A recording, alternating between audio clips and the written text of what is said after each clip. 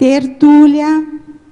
Boa tarde a todos. Hoje é dia 30 de agosto de 2017, é uma quarta-feira, e o nosso verbete é de número 4.226. Ele tem 6 páginas, 65 logias e 21 máximos. E o tema de hoje a ser debatido é a autoauditoria periódica, da especialidade autoevoluciologia. E esse verbete foi redigido pela nossa veteraníssima, já a professora Tatiana Lopes, que é graduada em Biblioteconomia, pós-graduada em Gestão Pública, brasileira, natural de Uberaba, Minas Gerais. Voluntária da Conscienciologia desde 2002, docente da Conscienciologia desde 2004. Tenepsista desde maio de 2014. Autora do livro Desenvolvimento da Projetabilidade Lúcida, de 2015. Agora, aqui na definologia, a autoauditoria periódica é o procedimento, método ou técnica utilizada pela consciência intermissivista lúcida, homem ou mulher, de inventariar, examinar, esquadrinhar, varrer e avaliar, em intervalos regulares, o próprio desempenho em diversas áreas de manifestação, visando aquilatar a autoevolução consciente. Agora, aqui na pensenologia, o holopensene pessoal da autoinventariologia periódica. A autopensenização quali quantitativa aplicada ao desenvolvimento consciencial. O megafoco duradouro revelado no Mater Pensene pessoal. Agora, aqui na fatologia, a gente chama atenção que tem 22 linhas, não é? Fazendo, então, aí um máximo para a sessão. O tirateima de tempos em tempos dos próprios avanços evolutivos. A autoauditoria em diversas fases da existência. As estatísticas evoluciométricas registradas e analisadas regularmente. A análise cronográfica das autoconquistas evolutivas. A metodologia utilizada para realizar diferentes tipos de autoauditoria. As autorreflexões proexológicas, cronológicas necessárias. A folha corrida de serviços assistenciais prestados a cada dia, ano e década. O inventário das autoauditorias já realizadas. As perspectivas realistas quanto ao próprio avanço evolutivo, prospectivologia. O resultado superavitário nas autoauditagens, favorecedor do autocomplexos. Que na parafatologia, a autoauditoria regular desencadeada por indicação de amparadores extrafísicos. As vivências recinológicas do constrangimento cosmoético nas práticas da TENEPS. O autoinventariograma parapsíquico regular, possibilitando o aperfeiçoamento do traquejo pessoal com os para-recursos interassistenciais. A parapercepção de heteroavaliação pela consciência amparadora. A antecipação da autoauditoria pós-dessomática. Agora, aqui também na divisão detalhismo, ela tem 28 logias e 15 máximos. Então, marca aí de excelência, né, para a divisão detalhismo. Vamos aqui na argumentologia, a gente chama atenção que tem 2 listagens, a primeira de autoauditoria, com 10 áreas de manifestação relacionadas aí às respectivas especialidades. E tem uma outra listagem que é procedimentos, que são 8 procedimentos técnicos para aplicação da autoauditoria periódica.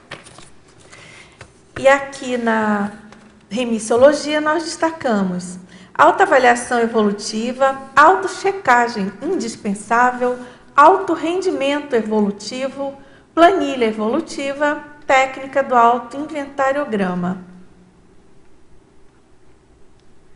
E aqui na frase enfática, a análise comparativa entre o alto desempenho em determinadas áreas em períodos distintos possibilita a consciência atilada verificar com realismo os avanços evolutivos empreendidos.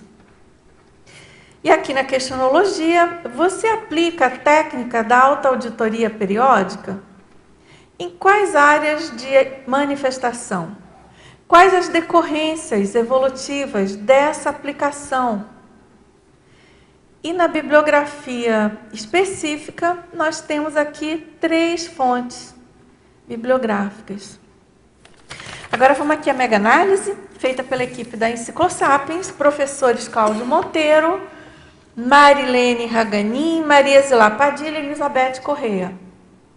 Autoevoluciologia, autoanálise, autochecagem, autocognição, autoconsciencialidade, autocriticofilia, autodiagnóstico, autoinventariograma, automegatrafor, autoparapercepciologia, autopensenização, autoorganizaciologia, autorrealismo, autorreflexão, autorrememoração, cronoevoluciologia, cronopensene, grafopensene, holomaturidade, lucidez.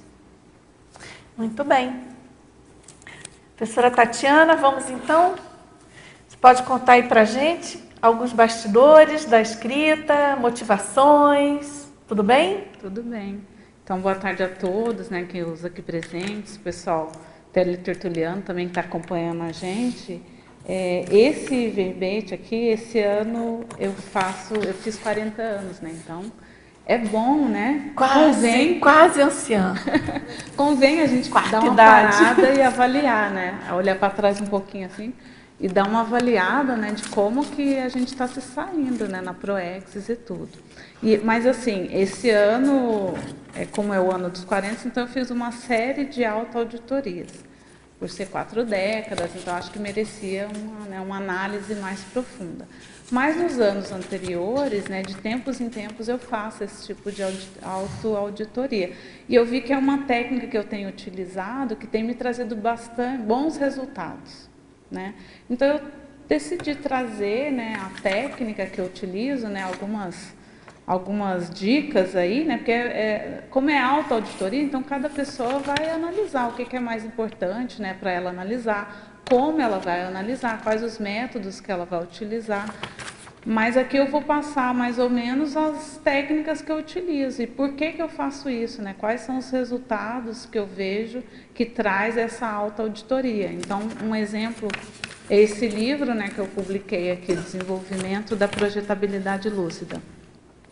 Ele foi fruto de uma dessas autoauditorias, né? Então, em 2014, tinha lá o Congresso de Projeciologia, que acontecia aqui em Foz do Iguaçu, e eu resolvi escrever um artigo fazendo uma revisão de todas as recins que eu tinha feito a partir de determinadas experiências extrafísicas.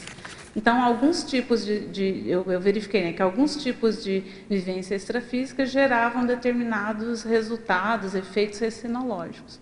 Aí eu resolvi escrever esse artigo no qual eu faço esse balanço, né? E eu vi que um dos resultados foi justamente o livro. Eu falei, opa, que bacana. Né? Na hora que eu vi a quantidade de resultado que eu tinha, principalmente resultado evolutivo, não de quantidade de experiências projetivas, mas o quanto aquelas experiências tinham trazido de resultado evolutivo para mim, eu falei assim, olha, eu acho que eu tenho que passar essa informação para frente. Não posso guardar isso só para mim. Então, na verdade, um dos efeitos que eu vejo da autoauditoria é aumentar a nossa responsabilidade, né? A gente vê assim, olha, eu estou indo muito bem e está faltando isso, né? Ou seria um upgrade se eu fizesse isso.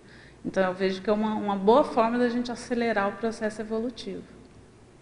Que ótimo ter o resultado ter sido um livro, hein, Tatiana? Muito bom, perfeito, né? Excelente. Agora vamos lá, a gente tem aqui algumas perguntas já na legislogia, na página 4. Você poderia exemplificar a lei proexológica da execuibilidade? Uma daquelas leis, né, da Proex? Sim, tem a proexologia, ela tem várias leis, né?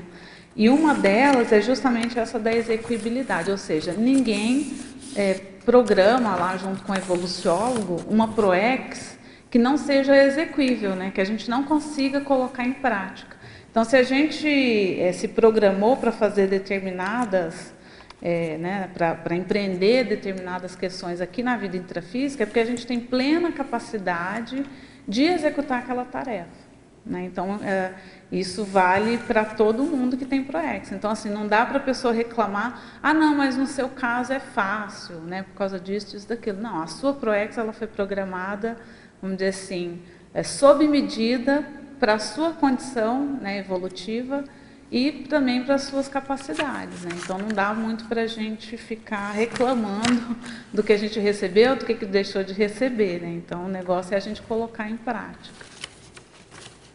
E aqui no item procedimentos, lá na página 5, Sim. ele pede, Tatiana, para você aprofundar os 9 procedimentos técnicos para a aplicação da autoauditoria. Esse nosso amigo aqui é de Cariacica, Espírito Santo. Esse daí é a técnica que eu utilizo para fazer a autoauditoria, né? Então, são 9 procedimentos, o último procedimento ficou na página 6, né? Pulou lá para a página 6. Então, a primeira questão é a pessoa escolher uma área, né? Então, assim, que área que eu vou querer fazer essa auditoria, né? Então, lá em 2014, por exemplo, eu resolvi fazer uma autoauditoria do meu desenvolvimento projetivo. Então, é uma área que eu escolhi. Então, você pode escolher uma área bem específica, se você quiser. A pessoa pode avaliar, por exemplo, a vida dela profissional, ou voluntariado, né? O Ricardo fez, né, um inventário aí do voluntariado dele, depois se ele quiser falar, e acabou escrevendo um livro a partir dessa autoauditoria do processo do desenvolvimento no voluntariado. Então, assim, a primeira questão, o que eu quero auditar, né? Qual área da minha vida, qual área da minha programação existencial, qual área do meu desenvolvimento evolutivo que eu quero auditar, né? Que eu quero verificar. A segunda são as variáveis, né? O levantamento das variáveis de pesquisas quali quantitativas relacionadas. Então, assim, o que eu quero avaliar? Então, vou avaliar o meu desenvolvimento projetivo. O que eu vou precisar avaliar nesse desenvolvimento? A lucidez, o tipo de experimento que eu estou tendo, né? O tipo de experiência extrafísica que eu estou tendo, se eu tenho amparo, se eu não tenho, ou quão, né? Quantas experiências eu tive que eu percebi a presença de amparo. Então, você vai elencar quais as variáveis você vai querer verificar dentro daquela autoauditoria. Sempre vão ter variáveis diferentes para cada tipo de auditagem que você vai fazer. Os recursos, né? Ok, resolvi fazer uma autoauditoria. Existem cursos conscienciológicos, né? Ou outros instrumentos, por exemplo, verbetes, livros, até pessoas, né? Então, assim, tem algum especialista naquela área que eu poderia consultar, até para elencar essas variáveis? Então, a gente vai usar todos os recursos disponíveis para ajudar a gente a fazer essa autoauditoria. Então, por exemplo, quando eu fiz 36 anos, em 2013, eu resolvi fazer um balanço da minha fase preparatória da PROEX. Então, em tese, eu estava entrando na fase executiva, então eu resolvi fazer vamos dizer assim, dar um check-up geral na minha PROEX. Então, para isso, um dos recursos que eu utilizei foi o curso Balanço Existencial, né, que a Apex faz todo ano aqui em Foz do Iguaçu, lá na época do Carnaval. Então, são 4 dias lá, a gente só pensando em fazer essa autoauditagem da nossa PROEX. Então, esse curso me ajudou muito a fazer esse balanço de como foi e quais seriam as metas a partir da fase executiva. Então, você vai usar todos os recursos que existem, ou que você até vai ter que criar alguns, né, para fazer essa autoauditoria. O quarto item seria o critérios, né? Então, estabelecer critérios objetivos e indicadores de avaliação. Então, assim, quais critérios eu vou utilizar, por exemplo, para fazer a autopesquisa da minha PROEX, para ver se eu estou indo bem ou não dentro da minha PROEX. Então, a gente vai pegar lá, por exemplo, lá no manual da PROEX, o professor Valdo coloca 2 questões, que são os traços conscienciais, né, que são os trafores e os trafares, e os recebimentos, que são os aportes. Então, esses seriam critérios básicos para a gente avaliar, por exemplo, a PROEX. Quais os traços, os recursos que eu tenho intraconscienciais e o que eu recebi, eu estou retribuindo ou não? O fato de eu não retribuir aquilo que eu recebi indica um baixo nível de cumprimento da PROEX. Então, é um indicador. Método, né? Escolha das técnicas de autoavaliação a serem utilizadas.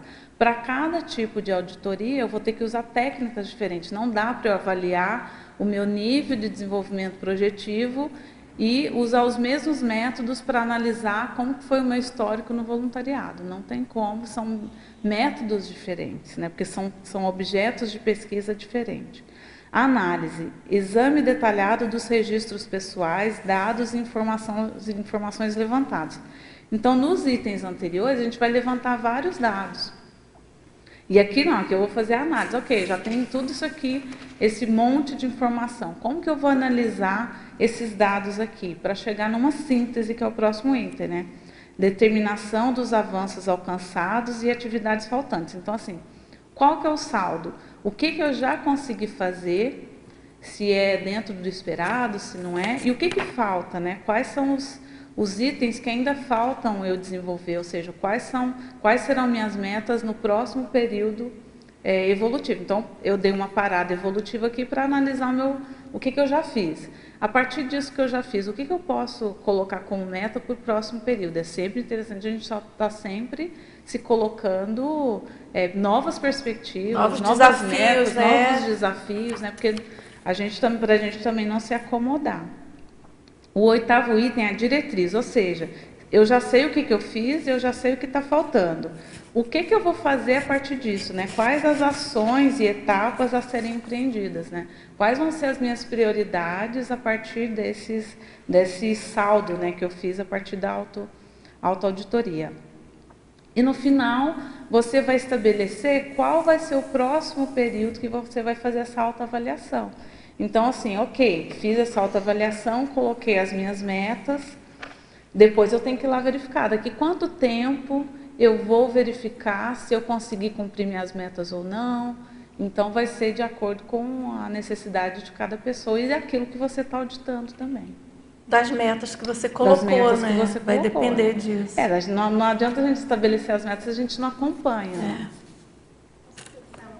Claro. Esse último item. Parabéns, Tatiane, pelo verbete. Obrigada, Terezinha. Como que você faz, assim, durante a técnica, esse acompanhamento para ver se realmente ele está sendo produtivo, se tu não está com falhas, né? Como que tu utiliza, assim, essa forma de estar bem atento? A autoauditoria, porque assim, a autoauditoria, ela não é uma técnica de acompanhamento, ela é uma técnica de checagem. Então, assim, por exemplo, quando eu fiz lá 36 anos, eu fiz o meu auto-invexograma, para ver assim, como que era o meu nível de flexibilidade, né? Como eu estava analisando a fase preparatória, eu queria saber, tem lá o verbete do Alexandre Nonato, né, que ele coloca 10 áreas da vida para você avaliar o que você conseguiu antecipar, porque o indicador, né, a unidade de medida da invexologia é a antecipação. Então, eu fui verificar o que eu consegui antecipar. E o que eu não consegui antecipar também. O que eu não consegui antecipar seria a minha primeira prioridade da etapa seguinte, né? Aquilo que eu não consegui antecipar. E tem as metas próprias daquele período. Então, eu tinha duas questões que eu tinha que resolver. Eu tinha que resolver aquelas antecipações que eu não consegui fazer na fase preparatória, eu teria que fazer agora na fase executiva, e as tarefas que são próprias da fase executiva, que se espera que o inversor cumpra ali na fase executiva. E eu coloquei como meta para fazer o próximo invexograma, ou seja, a próxima auditoria da minha invexibilidade aos 40 anos. Tá? Então, aí eu fui colocar em prática, né? Por exemplo, um dos itens que estavam faltando lá no meu invexograma era um livro. Eu não tinha livro publicado. Então, essa era uma das metas, né? Então, assim, aí aos 40 anos eu fiz novamente o auto-inventariograma. Eu verifiquei, nesse período, eu agora estou, vamos dizer assim, mais ou menos alinhada com o que se espera do inversor aos 40 anos. Então, aos 36, tinha algumas questões da fase preparatória que eu não tinha conseguido cumprir, né? Aos 40, eu consegui cumprir essas metas, né, do que eu não tinha antecipado, e consegui ficar mais ou menos, vamos dizer assim, equiparado ao que se espera do inversor aos 40 anos de idade. Tá? Então, tem lá, por exemplo, um capítulo de 700 experimentos que chama Metas do Inversor aos 40 anos de idade. Então, eu fui fazer essa checagem. Então, vamos ver quais daqueles itens eu já consigo fazer. Eu fiz isso no início do ano, eu consegui mais ou menos 60% daquelas metas. Então, dá para passar de ano, pelo menos, né? Então, assim, eu achei que foi um bom resultado. Né? Foi um resultado acima do que eu esperava. Então, quando eu tinha lá, por exemplo, quando eu tinha 23 anos, quando eu cheguei na Conscienciologia, e eu estudava lá esses capítulos dos 700 sobre Invexologia, eu olhava aquelas metas do inversor e falava assim, gente, é impossível uma pessoa conseguir isso daqui até os 40. Eu tenho 17 anos para conseguir isso. Eu não achava que eu conseguiria. Tá? Eu achava que aquilo era muito, muito difícil. E aí, aos 40 anos fazendo, né, esse check-up, essa checagem, eu vi que era possível. Olha, então, na verdade, o professor Valdo sabe o que ele está falando, né? Ele sabe que em 20 anos ali você consegue alcançar aquelas metas.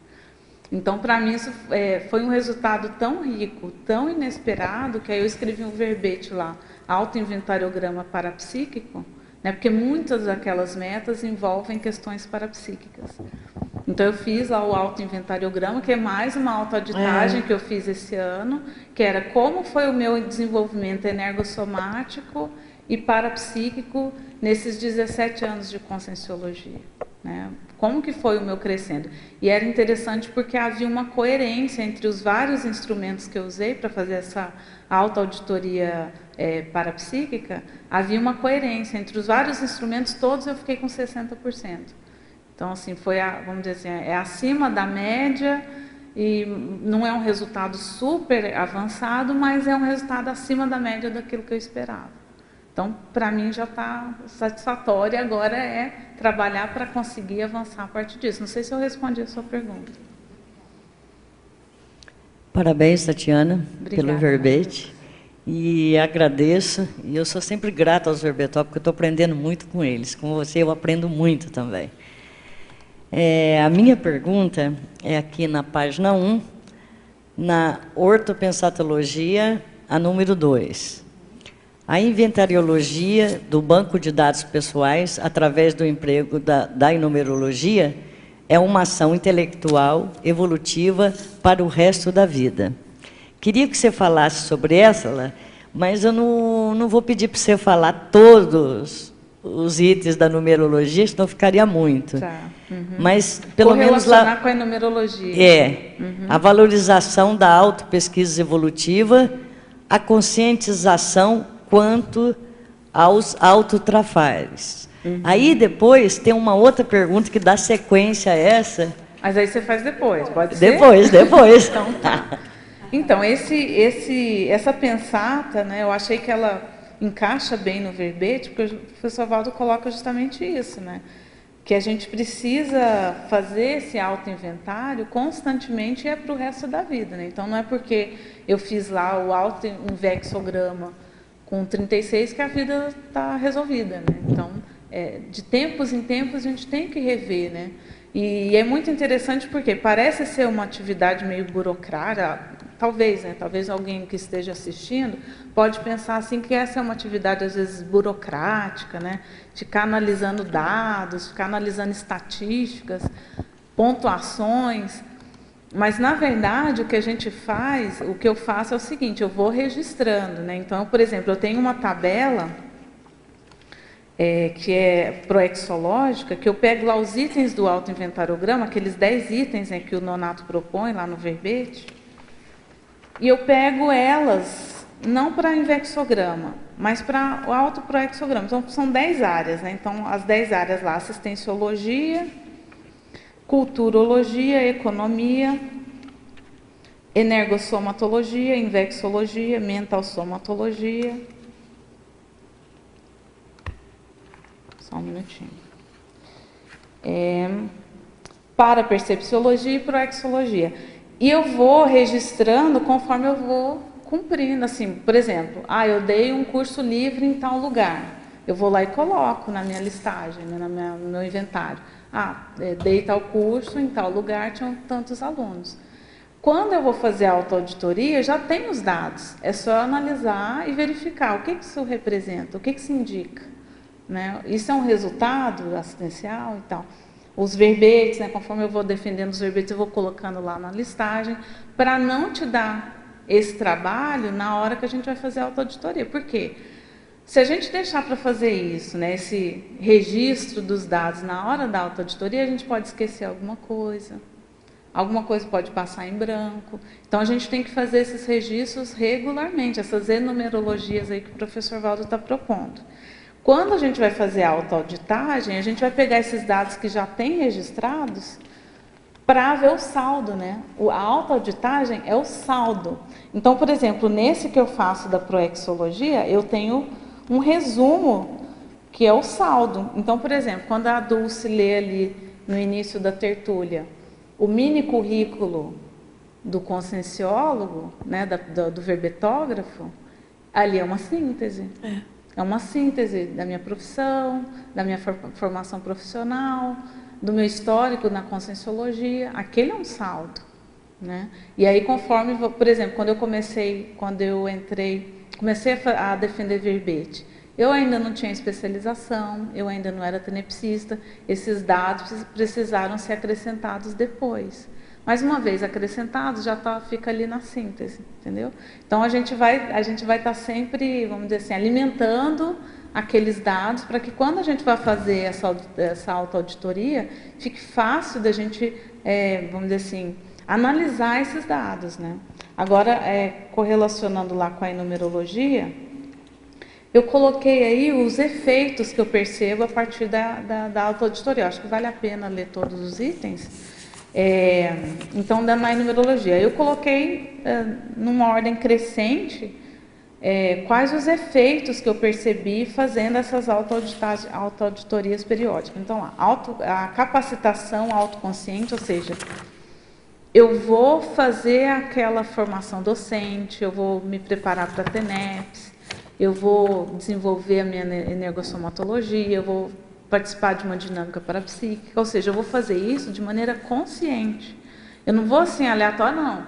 Eu vou evoluindo assim conforme a vida me proporcione. Não, eu vou fazer um processo evolutivo autoconsciente. Eu quero avançar no processo parapsíquico, então vou fazer uma dinâmica parapsíquica semanal, né? E assim por diante. A qualificação dos autodesempenhos. Então, você vai verificar como que está o seu autodesempenho naquela área para você qualificar esse autodesempenho, para eu me tornar melhor ainda do que aquilo que eu já estou conseguindo fazer. A atualização do autoconceito. Esse daqui eu acho que é um dos maiores efeitos sadios da autoauditagem, porque às vezes a gente não dá valor para aquilo que a gente já fez, para aquilo que a gente já desenvolveu. Então, assim, é uma maneira da gente atualizar a nossa autoimagem, o nosso autoconceito, né? Valorização das autoconquistas evolutivas, conscientização quanto aos autotrafais. Então, ok, já escrevi um livro, já sou tenepsista, mas ainda falta tanta coisa, né? Então, assim, o que falta? E o que é prioritário nesse próximo momento? A aceitação dos auto-mega trafores exemplificados. Então, quando a gente faz a autoauditoria, fica muito claro ali esses trafores, né? Com base nos nossos autodesempenhos, naquilo que a gente já fez, fica muito claro quais são aqueles trafores que a gente pode exemplificar. E a apreensão cosmovisiológica da autoconsciencialidade, né? Um dos objetivos é esse, a gente ter uma noção de como é a manifestação da nossa consciência nas várias áreas da vida, né? Nas várias facetas aí conscienciais. E a outra? Então, como foi falado ali, né, inventariologia é para o resto da vida humana, né? Então, acho que isso aí nos ajuda muito e ajuda os evoluciólogos futuramente, né? A gente vai dar menos trabalho para eles. Em relação a isso, você pode aprofundar a antecipação da auditoria pós-dessomática? Sim, esse aí está lá na fatologia, né? O último item. Na parafatologia, a última frase. É o último item da parafatologia, não é à toa, né? Porque, assim, um dos objetivos da autoauditoria é a gente fazer essa antecipação, né? Essa antecipação dessa auditoria que, inevitavelmente, a gente vai fazer quando a gente dessomar, né? Quando a gente dessomar, é inevitável que a gente faça essa revisão da própria vida, esse balanço de como que foi minha vida, né? O saldo, como que foi? Foi positivo? Eu posso me considerar completista? E quando a gente vai chegando, principalmente na terceira idade, quarta idade, né, mais próximo do processo da dessoma, essa auditagem eu acho mais séria ainda, né? Porque assim, é o saldo. Porque assim, muita coisa, o que você não fez, algumas coisas não dá mais para fazer, mas coisas sérias ainda dá para ser feita, né? O que é de mais sério que eu ainda posso fazer antes da minha dessoma? Então, eu acho muito sério para a pessoa fazer essa auto-auditoria a vida toda, mas principalmente nessa fase final da vida, eu acho muito, assim, muito salutar fazer esse tipo de autorreflexão, né? Pelo menos a gente vai refletindo sobre a dessoma, né? Você vai ter capacidade de sentir uma mini melex ou uma melex mesmo, né? Para valer. Então, isso daí ajuda, né, bastante, né? A gente melhorar o nosso trafalz, né? E o mais sério, quais as ações que eu vou tomar a partir desse saldo, né? Ok? Vamos lá? Agora, Tatiana, é o seguinte, tem uma pergunta que ele está questionando ali, a definologia. Sim.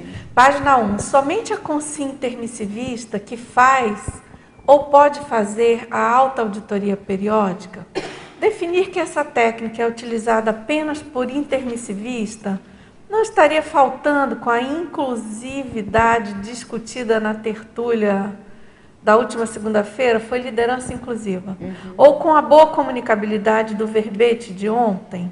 O que você pensa, então, Tatiana? Eu penso o seguinte, quando a pessoa, geralmente quem tem programação existencial, ou seja, uma programação técnica da vida humana, é quem fez o curso intermissivo, né? Normalmente, a pessoa que não fez o curso intermissivo não tem esse tipo de preocupação e eu acho que nem tem esse tipo de prioridade. Não é prioridade dela ficar fazendo esse tipo de autopesquisa, de autoanálise que eu proponho aqui no verbete, porque que eu considero um tipo de autopesquisa mais avançada, inclusive para os próprios intermissivistas, porque assim, não é simples fazer esse tipo de autoauditagem, eu vejo que ela é complexa. Agora, sim, balanço da própria vida, todos nós fazemos, né? Então, intermissivista ou não, todo mundo faz um balanço da própria vida de tempos em tempos. A proposta aqui é, como a gente veio numa vida técnica, né? Veio para cumprir uma vida técnica, com base lá no curso intermissivo que a gente fez, e a gente tem sérias responsabilidades com base nesse curso intermissivo que a gente desenvolveu, né? Que a gente participou. Eu acho que a autoauditoria periódica para o intermissivista, ela é mais séria, ela é mais, vamos dizer assim, mais prioritária e ela é mais, vamos dizer assim, ela é quase que inevitável, entendeu? É muito difícil uma pessoa querer cumprir a PROEX, querer colocar em prática o curso intermissivo dela sem fazer essa auditoria periódica. Não sei o que você pensa, Dulce. Não, com certeza, é porque... Tá perfeito, concordo totalmente com o que você colocou. E eu queria só acrescentar o seguinte, que quando talvez você esteja pensando da gente estar com uma abordagem talvez elitista e um pouco mais específica, não é? E que você está achando que, por exemplo, não estaria incoerente com os verbetes de segunda e de terça.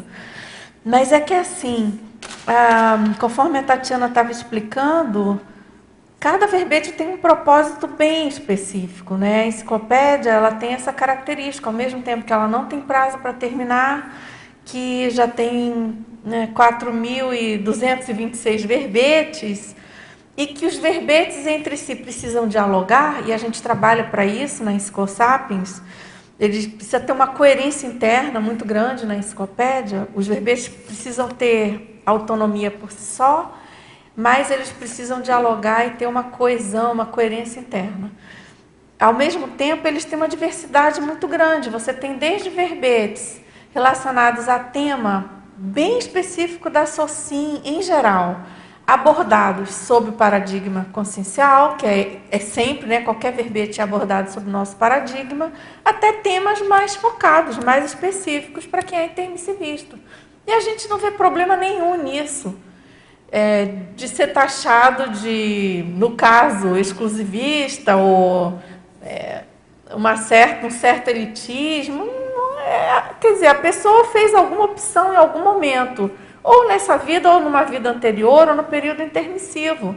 Então não tem problema nenhum, a gente precisa entender o momento evolutivo de cada um e respeitar, obviamente.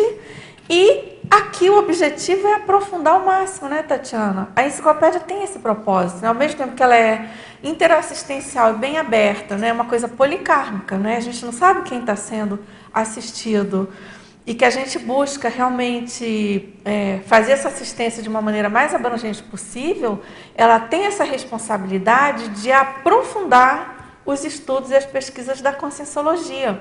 Daí a importância de cada verbetógrafo vir aqui, colocar sua experiência, sua vivência, as técnicas desenvolvidas, o que funcionou, o que não funcionou, e a gente poder fazer esse intercâmbio, né?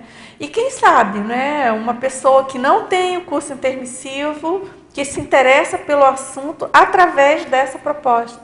Isso pode acontecer, a gente sabe disso. Às vezes a pessoa não tem tanta afinidade com a conscienciologia, nem conhecia, nem admite que seja intermissivista, às vezes ela não é mesmo, contudo, aquela técnica que a princípio era específica para um intermissivista, ela faz um tipo de assistência e chama a pessoa para uma outra realidade que ela nem vislumbrava, né? Então é isso. Dulce, só um minutinho. É que eu lembrei daquele verbete da Socorro, que é o, né, checklist pré-somático, que ali é um verbete que ele também trata de uma, não sei que se é uma auditoria, né? Mas é um preparo, né? Ali é bem específico, né? Pré-dessoma. Né? Que eu lembrei quando tu colocaste essa antecipação de autoauditoria pós-dessomática, né? Então, acho que ali também explica uma organização de vida, né? Porque tu tá te organizando, né, para uma pré-dessoma, né? Então, lembrei nesse momento, né, que ali eu acho que também ajuda bastante a pessoa que talvez não seja intermissivista, né? Aquela, momento, bem lembrada, aquela abordagem é bem aberta. Ela é bem aberta. Independentemente, né, de ser ou não ser intermissivista, né? De proexis, né? Exatamente. É um bom exemplo, bem dentro desse tema, né, Terezinha? Isso. Obrigada. Você quer perguntar? Antes, assim, só uma coisa que eu estava pensando sobre essa ideia do intermissivista é que a ideia, né, da enciclopédia é que a gente escreva para sempre, né? E esse sempre vai fazer, no futuro, a gente vai ler isso e também outras pessoas que fizeram um curso intermissivo na altura vão ver, e a gente também vai trabalhar para a maioria das pessoas caminharem para o curso intermissivo. Então, essa visão, né, de futuro a gente tem que ter, né? Ou seja, acho que isso até meio que chateia do ponto de vista, olha, eu tenho que conseguir meu curso intermissivo, né? Então, é uma coisa, uma meta. Né? Incentivo, exatamente, né? Ou seja, é um desafio. E mesmo porque o professor Valdo comentou também algumas coisas assim curiosas, que tem muita gente que foi convidada ao curso intermissivo e se negou de participar. Esse é um outro aspecto. E a pessoa pode vir aqui e começar a falar, poxa, por que eu não fui? Né? Então, poderia ter sido uma boa o convite. Então, esse é um outro aspecto. Agora, né, parabéns, Tatiana, pelo verbete. Obrigada. Eu queria que você começasse aqui, numa abordagem, né, que eu estou querendo entender um pouco mais, sobre o paradoxo na página 4, o paradoxo na segunda linha, que é o paradoxo da habilidade sintética decorrer da proficiência analítica. Porque assim, em vários momentos do verbete a gente coloca isso, que a autoauditoria ela tem uma necessidade de você fazer uma análise, né, dos dados, né, vamos dizer assim, da sua vida, ou daquele aspecto da sua vida que você quer analisar, mas o mais importante é a pessoa chegar numa síntese, né, ou seja, qual é o saldo? Né, qual é o saldo e o que falta ainda? Né? Então, a gente é necessário que na autoauditoria a gente chegue numa síntese. Não adianta a pessoa ficar com aquele... Porque assim, a gente vê isso, né? As pessoas fazem muitos registros, quer dizer, nem todas, mas vamos dizer assim, são etapas, né? Algumas não fazem registro nenhum. Outras fazem muito registro, mas não analisam o que registram.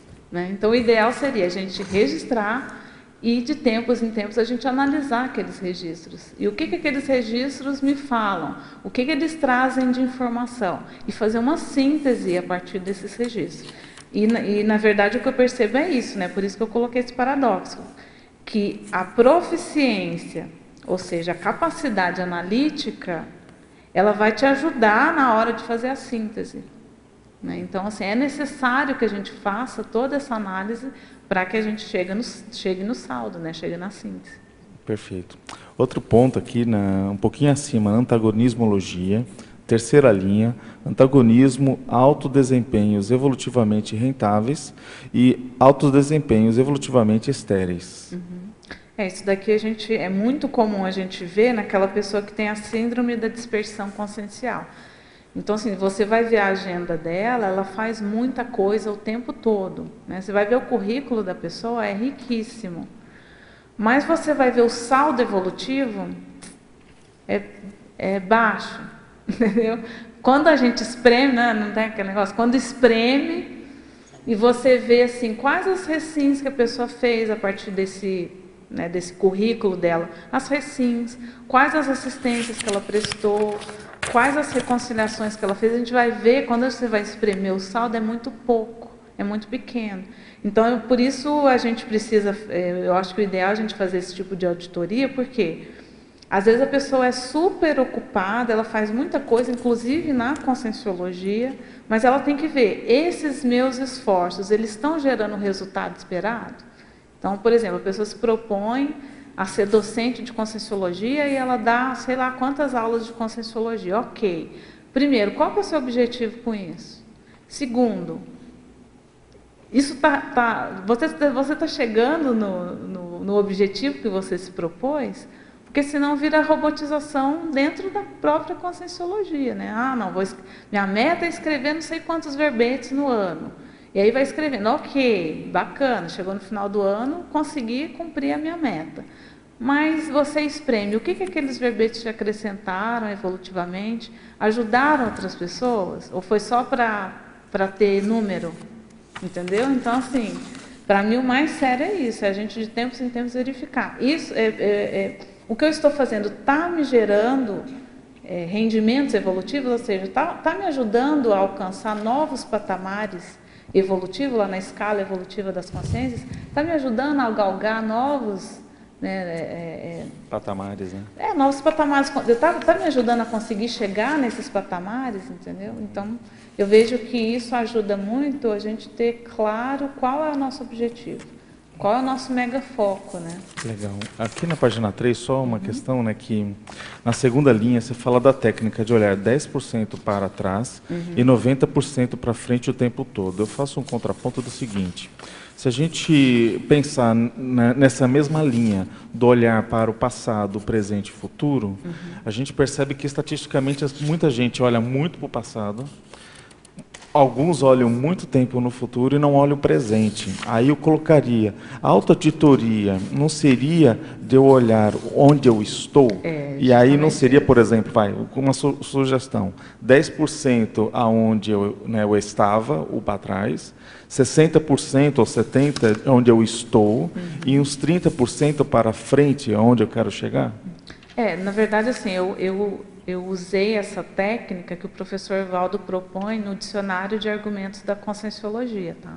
Tem aí na bibliografia, e ele propõe, ou seja, por que é 90% para frente? Quando ele fala isso, né, quando ele propõe essa técnica de a pessoa olhar 10% para trás e 90% para frente, o que eu vejo aqui é a questão do megafoco. Sim. Entendeu? Então, assim, por exemplo, a pessoa, no meu caso, eu coloquei como megafoco a questão da desperticidade. Então, assim, eu não posso terminar essa vida sem ser desperto. Então, tudo que eu fizer vai ser para alcançar esse patamar evolutivo. No mínimo, esse patamar evolutivo. A hora que eu alcançar esse patamar, aí eu vejo outro. Mas, assim, e esse é o meu 90% para frente, entendeu? Então, assim, tudo que eu estou fazendo hoje, inclusive essas autoauditorias, é para ver, eu tô me encaminhando para aquele mega foco, mas para isso a gente vai ter que olhar para trás. Então, assim, o que eu já fiz, porque, assim, com base naquilo que eu já fiz, é que eu posso fazer essa prospectiva. Então, assim, por exemplo, a pessoa coloca como meta ser serenão nessa vida. Ok, uma meta, vamos dizer, ambiciosa. Mas aí você olha os 10% para trás. Os meus 10% para trás são condizentes né? Dizem que essa pessoa está se encaminhando para o serenismo nessa vida? Por exemplo, não, às vezes não, né?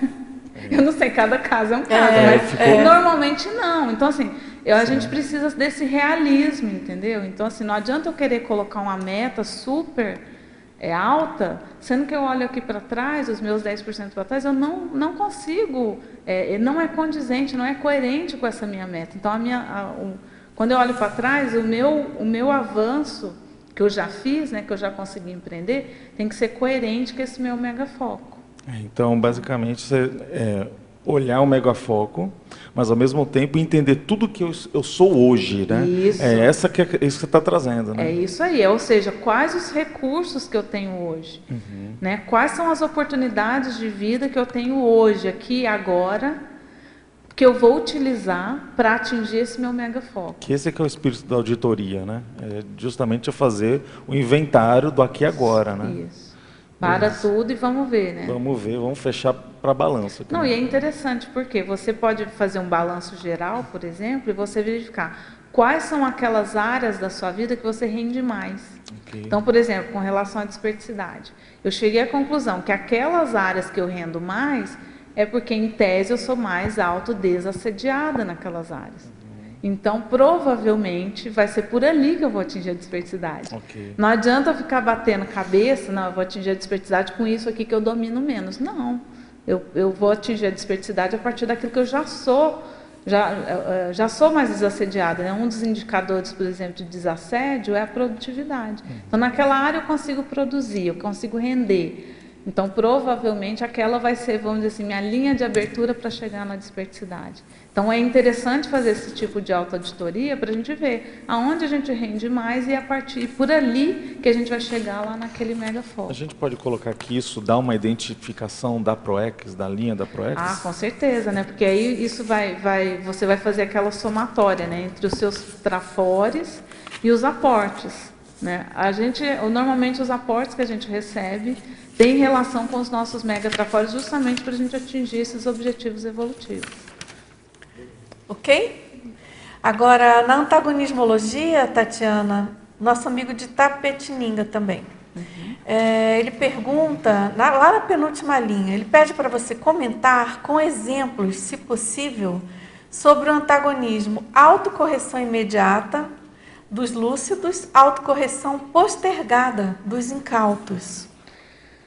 O que eu vejo é o seguinte, até nesse final de semana eu participei do ECP1 lá em Saquarema, né, que eu estou no processo de formação docente, como docente de ECP1.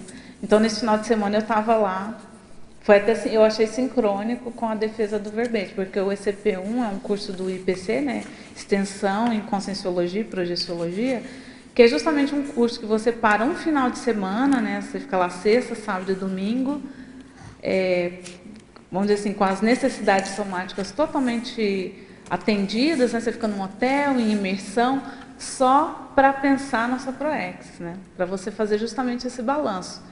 De onde eu vim, onde que eu estou e para onde que eu vou. Então, você vai fazer justamente isso. E é muito interessante, assim, porque lá eu estava vendo os meus processos, mas estava vendo os processos dos colegas que estavam lá fazendo o curso comigo, né? Cada um deles estava num momento evolutivo. E cada um deles tinha as suas prioridades, né? Então, o fato da pessoa parar para pensar nisso já mostra que ela está, vamos dizer assim, que ela tem essa lucidez, né? Ela está chamando essa autolucidez, né? E é interessante porque uma das dicas dos professores era justamente isso. Você identificou o nó-gord, você identificou a dificuldade, tome uma ação imediata. Não vai esperar até segunda-feira. Então, era interessante assim, porque a gente via, são 3 dias do curso, né? Então, esses diagnósticos são feitos na sexta à tarde, sábado de manhã, e a gente já via imediatamente as pessoas mudando a feição, mudando as energias, mudando as abordagens. Então, assim, o fato de você parar para verificar esses nó-gordos e já tomar uma ação imediata, não ficar postergando, não é para agora, não, eu não dou conta, não. Quais as ações que você pode fazer imediatamente e já tomar essas ações. Isso é mais inteligente do que ficar postergando, né? Agora, Tatiana, na fatologia, na 4ª linha de baixo para cima, na página 2, Ele pergunta como é a folha corrida de serviços assistenciais prestados a cada dia, ano e década. E como que ele pode saber mais sobre isso? Na verdade, assim, uma técnica que eu utilizo, né, como eu falei, eu tenho um auto-inventário, né, que eu tenho esse auto-inventário, eu coloco num arquivo de computador, num arquivo em Word, e lá eu vou colocando quais são as minhas ações na escrita, quais são as minhas ações no voluntariado, quais são as minhas ações na docência, quais são as minhas ações na vida profissional, né? Então, eu vou colocando esses itens. Então, por exemplo, defendi hoje um verbete. Lá na minha listagem de verbetes defendidos, eu vou colocar mais um verbete. Então, que naquela data eu defendi aquele verbete. De tempos em tempos, eu dou uma olhada na minha ficha corrida, né? Então, na minha folha corrida, quais foram os serviços assistenciais que eu prestei hoje, né, nesse dia, no último ano, na última década. Então, é interessante aqui, eu acho que até vale a pena mostrar uma coisa que eu faço, uma das autoauditorias que eu faço, um dos acompanhamentos que eu faço. Não sei se dá para ver aí. Eu faço uma tabela, essa tabela aqui o Ricardo que inventou, o Ricardo Rezende, aqui, meu duplista, que inventou, né? É uma tabelinha, o que tem nessa tabelinha? É uma tabela simples, olha lá, programação existencial. Então, tem o ano que eu nasci aqui, tá? Tem o ano que eu nasci, o ano 0. E aqui é o ano 99, né? Opa, o ano 99, em tese, se a gente viver lá uns 100 anos. Então, vocês vão ver que aqui em cinza tá os anos que eu já vivi, né? Então, eu vou colocando em cinza os anos que já passaram. E aqui do lado, eu coloco fase preparatória, fase consecutiva, fase acabativa, né? A partir dos 70 anos aqui a partir dos 35 e aqui do 0 aos 35. Mas olha só que interessante que eu verifiquei, né? Eu estava estudando para o verbete, e aí eu fui verificar. E aí eu coloco numa planilha, né, que vem abaixo dessa, vem uma planilha com o ano, a idade e os timeline. Eu coloquei um time life lá, principais ocorrências da vida. Esse aqui, ó, são os primeiros 30 anos da minha vida, olha só. Não aconteceu muita coisa. Então, esses aqui são marcos. Então, assim, o ano que eu nasci, o ano que eu mudei de cidade, que eu entrei no ensino médio, e aí vai. Então, esses são os primeiros 30 anos. Aí vamos para os próximos 30 anos. Aquele vai dos 31 aos 57. Então, eu estou aqui nos 40, né? Olha a quantidade de coisas de quem está na fase executiva. É, bacana. Então, assim, essa é a ficha corrida, a folha corrida das tarefas assistenciais. Então, assim, a quantidade de coisas que a gente faz na fase executiva deve ser maior do que na fase preparatória. É o ideal, né? Assim, o que se espera do intermissivista. E aí a gente vê a ficha corrida. Então, a própria ficha que eu vou registrando esses dados me mostra se eu estou indo bem ou não, né? Então, assim, pela quantidade de coisas registradas, a gente vê se a gente está indo bem ou se ainda está faltando acelerar mais coisas, né? Vamos lá? Só aproveitando ali que ela colocou, encaixa na pergunta que eu gostaria de fazer, talvez, né? Que assim, na paradoxologia, o primeiro paradoxo, o paradoxo da subjetividade tornada objetiva. E aí, observando, né, e até porque eu já estava pensando, como é que é essa subjetividade e a objetividade da coisa, né? O ato é objetivo, a planilha é objetiva, o registro é objetivo. Como é que essa subjetividade está, de fato, registrada? E qual é a importância dessa subjetividade? Sim. Aí eu tenho uma outra planilha aqui, que eu acho que vai mostrar bem essa subjetividade. Que é uma planilha que eu tenho, assim, das coisas que eu fui fazendo na vida, né? Então, tem lá, inventário dos acontecimentos e realizações pessoais. Então, eu coloco uma tabela, numa tabela, né? Os ciclos de vida, então, por exemplo, a vida da gente tem coisas que separam-se entre o antes e o depois, né? Então, assim, aquele momento em que a sua vida muda. Então, por exemplo, aos 6 anos de idade, eu morava em São Paulo com a minha família. Aí minha mãe resolveu se separar do meu pai e a gente foi para Uberaba. Então, há uma ruptura ali, há uma mudança de vida. Então, é um ciclo de vida, né? Terminou, extinguiu um ciclo de vida e começou outro. E assim por diante, né? Então, a cada mudança, eu ia colocando aqui, ó, na minha vida, até o momento, eu consegui elencar 8 ciclos, né? Então, ocorreram 8 mudanças significativas. E nessa tabela também eu coloco os acontecimentos, o ano, os acontecimentos que tiveram naquele período. E no último, vamos dizer assim, na última como é que chama isso? Coluna, eu coloco uma retrospectiva decenal. Então, do lado de cá, os ciclos de vida e no outro lado, as décadas. Então, assim, a cada década de vida, eu faço um resumo dos fatos principais que ocorreram na minha vida. Então, aí é a subjetividade tornada objetiva. Isso tudo que está aqui, está na minha cabeça. Eu sei que eu vivi aquilo. Mas a hora que você coloca aquilo numa planilha, escrito a síntese das coisas, aquilo fica... É como se você tivesse um mapa da sua vida. Né? Um mapa da sua vida bem objetivo, entendeu? De como que foi o processo, de quais foram essas mudanças, do que essas mudanças, né, esses ciclos de vida geraram de efeitos. Então, eu tenho o saldo de cada um desses ciclos. Qual foi o saldo? Cada uma dessas décadas. Quais foram os saldos? Eu vejo que essa é uma das maneiras da gente tornar essa subjetividade objetiva. Ok? Agora, Tatiana, aqui na Estrangeirismologia, nosso amigo de Curitiba, página 1, terceira linha. Existe uma periodicidade regular na qual se deva fazer esse pit stop estratégico para avaliação da autotrajetória? E aí ele pergunta também, qual costuma ser o ácido teste da prática intermissivista, tendo tantas ações a serem feitas e as já feitas?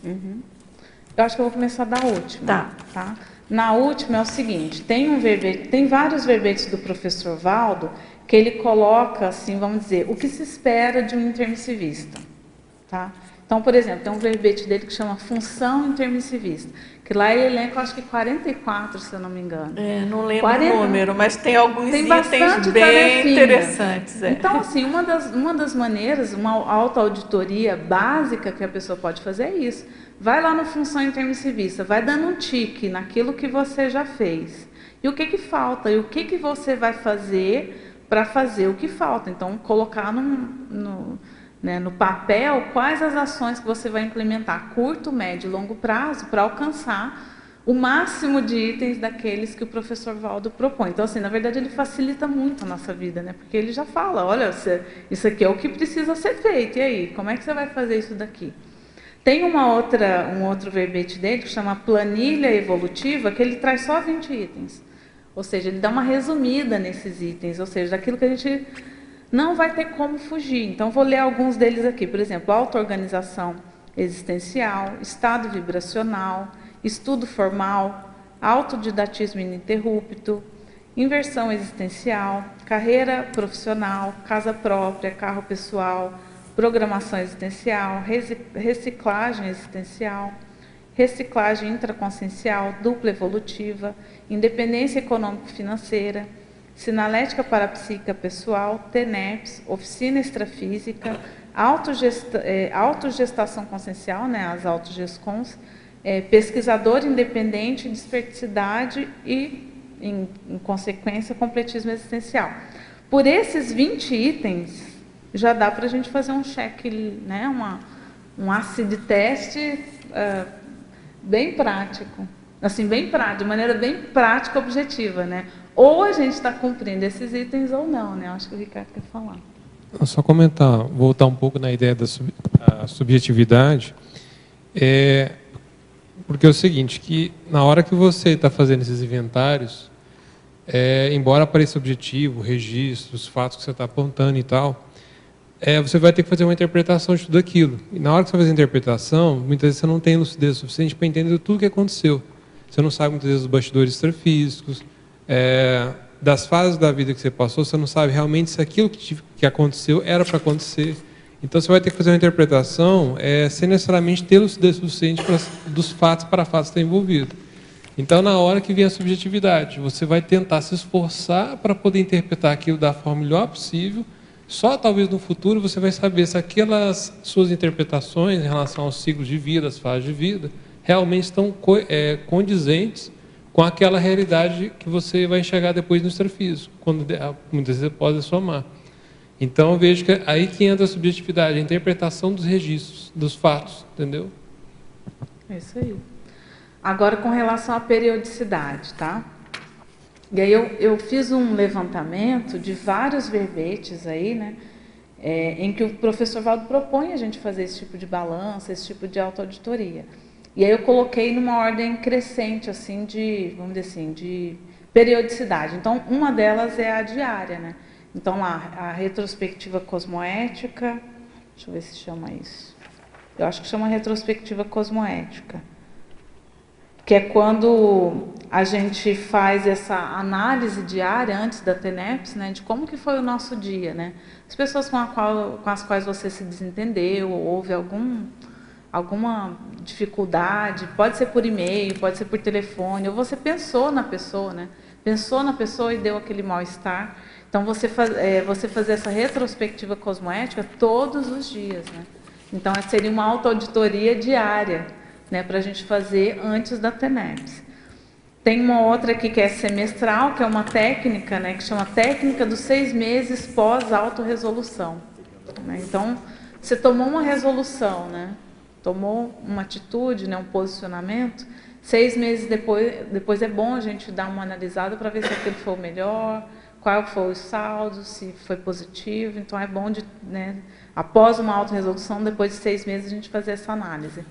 Tem algumas que são anuais. Então, assim, anualmente a gente estabelece as metas, né, o que a gente pretende, e ao final do ano a gente fala, olha, consegui cumprir, não consegui cumprir, por quê? Né? Por que eu não consegui? Quais vão ser as metas para o ano seguinte? De 5 em 5 anos, por exemplo, tem um verbete do professor Valdo que chama quinquênio cognopolita. Ou seja, depois de 5 anos que a pessoa fez a radicação vitalícia aqui na Cognópolis. Quais são os resultados? Qual é o saldo, né? E ele colocava também que ele dava, assim, ele dava o prazo de 10 anos, né? Depois que a pessoa radicou aqui na Cognópolis, ele dava o prazo de 10 anos para a pessoa publicar o livro pessoal, que ele acha que é um tempo bom. Assim, eu publiquei faltando 2 meses para completar os 10 anos. Então, assim, no último minuto do segundo tempo, eu consegui cumprir lá a meta do livro antes dos 10 anos. Decênio, né? Então tem o verbete dele, retrospectiva decenal, autodeterminação decenal, que é a gente fazer essa verificação das décadas de vida, quais foram os resultados, né, da década que passou e quais as metas para a próxima década. E outra coisa dessa da década também que é interessante, né? Por exemplo, a gente tem muitas desculpas para não fazer determinadas coisas em um ano, né? Não, é que no último ano eu estava enrolada com isso, enrolada com aquilo. 10 anos não há desculpa para a gente não fazer alguma coisa mais séria, assim, alguma recém mais séria, ou algum produto, né? 10 anos não tem como a gente... não tem desculpa, né, para a gente não fazer as coisas. Vintênio, né? Tem o vintênio tenepsístico, por exemplo, que é você analisar os seus 20 anos de TENEPS, porque depois de 20 anos de TENEPS, a pessoa, se ela conseguiu se empenhar e se desenvolver, né, ela já começa a trabalhar com a TENEPS 24 horas e tal. Tem a quinquagenária, né, que é aos 50 anos, né, tem até o verbete da Eliana Manfroy, a autoauditoria quinquagenária, que eu acho muito sério também, a pessoa parar aos 50 anos e analisar como que está a vida dela. Tem lá os 70 anos, a Malo propôs lá alto currículo setentenário, né? Então, avaliar as 7 décadas de vida também é interessante. E aos 80 anos, o balanço pré-evoluciólogo, né? Então, como é que foi e como é que vai ser, né, após a dessoma. Agora, Tatiana, lá em Principiologia, página 2, linhas 3, 4, 5 e 6. Então, primeiro, como utilizar o princípio da descrença auto-aplicado quando podem existir muitas crenças pessoais arraigadas ainda? Sim. Uma das técnicas é justamente a gente colocar no papel essas questões, porque assim, os dados não mentem, né? Então, assim, por isso que a gente vai trabalhar com dados bem objetivos, né? Mas, assim, uma das maneiras a gente fazer também essa auditoria, contando aí com a ajuda dos colegas, por exemplo, participar do curso Balanço Existencial, vão ter outras pessoas ali analisando, né? Te ajudando a fazer aquela análise, não vai ser você sozinho. O curso ECP1 é a mesma coisa, né? Você vai fazer aquele balanço tendo os professores, os colegas de curso te ajudando a chegar numa conclusão. Tem também lá os cursos com cobaia, né, que você faz, e aí você tem como verificar com os colegas se aquele seu raciocínio bate ou não. É sempre interessante a gente fazer essa autoanálise, essa autopesquisa, mas também contar com o olhar das outras pessoas, né? Também, Tatiana, aqui ele pergunta como funciona na prática o princípio da reversibilidade dos erros, enganos e omissões autoaditadas. Aí ele pergunta, dá para desfazer o que já foi mal feito? Não, mas dá para a gente aprender com aquele erro. Em alguns casos, a gente reverter no sentido de reparar, fazer uma reparação. E quando não for possível uma reparação, a gente fazer diferente, né? Então, assim, se a gente não parar para analisar os nossos erros, enganos, omissões, a gente vai continuar errando, né? Vai continuar se omitindo. Então, se a gente não para e verifica, aquele ciclo não acaba, né? Ele não para. A gente fica sofrendo lá as consequências. Lembrando, né, Tatiana, que erro é ato ou efeito. Então, o ato dá para você reverter, sim, não fazer mais aquilo, né? E o efeito lógico, você pode reparar. Você pode reparar. É lógico que tem efeito que não tem, fez, né? Mas você pode... Tem efeito que é irreversível, claro. Sim. Mas tem efeito que é reversível, de certo modo. Agora, o ato não. Você pode, a todo momento, reciclar e se posicionar e não fazer mais, né? Agora, vamos aqui na autoauditoria, lá na página 5. Nossa amiga aqui de Foz mesmo, ela pergunta, ela quer saber, na autoteatricologia, que é o item 7, autoauditoria do nível de autoverbação vivenciada. Como você realiza esse item 7?